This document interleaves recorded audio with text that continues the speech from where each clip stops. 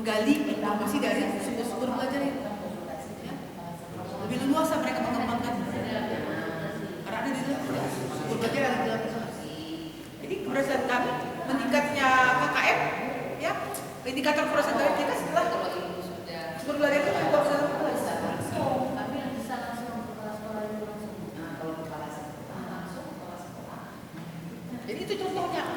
Perubahan tindakan itu di sini. Kepala sekolah langsung tugas kepala sekolah maksudnya. Ada perubahan tindakan di sini. Sekarang kan ibu yang meningkatkan tak boleh dipakai orang tua. Ini bukan semata hasil yang diharapkan. Tapi bagaimana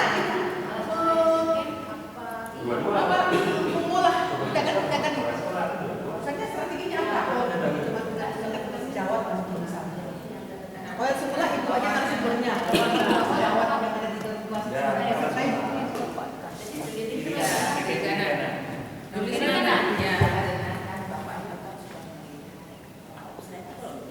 Jadi